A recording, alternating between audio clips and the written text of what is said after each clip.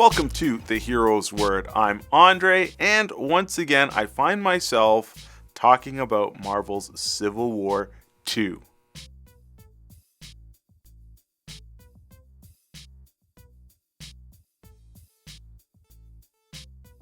In my last video, I went off on Civil War 2 because of the lateness and how it has basically ruined or dropped the ball, shall we say, on the new Marvel books that have essentially spoiled the ending of the series.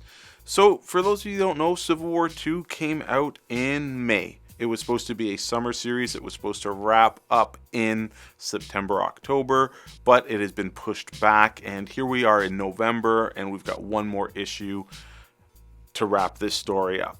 Well, spoilers, we know what happened to Tony Stark because it got spoiled in Invincible Iron Man #1 starring Riri Williams, and the week prior it got spoiled also in Infamous Iron Man #1.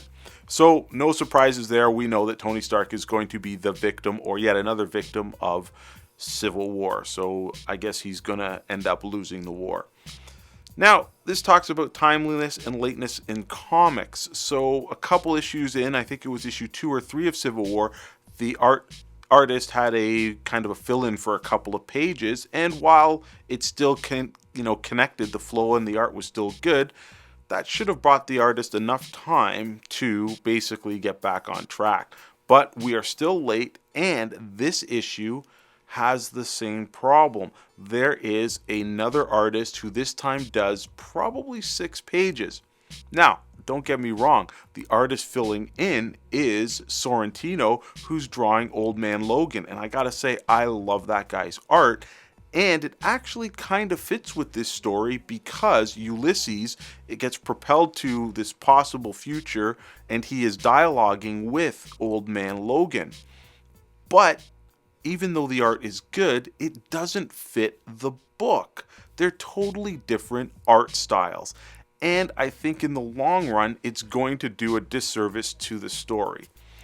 Going way back to the first Civil War series that Marvel brought out, there was extensive delays to give artist Steve McNiven time to draw the whole book. And now, all these years later, the graphic novel is better for it. This time around, Civil War 2 is going to probably be a hodgepodge of artists, with at least 3 now changing the tone of the book. Now, that being said, is the story still moving? Is it firing on all cylinders, as they say?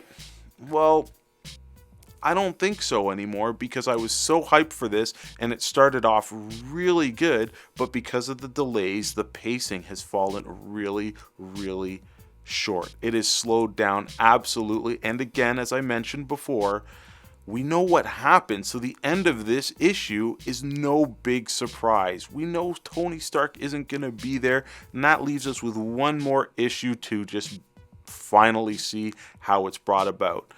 Marvel, you gotta do better. These are your big crossover events, your blockbuster events. These are the things that are supposed to bring people to stores and get people excited and get them talking about your characters. This time around, I think Civil War 2 is definitely falling short, and I think it's going to let down a lot of people. I'm Andre, and that's The Hero's Word.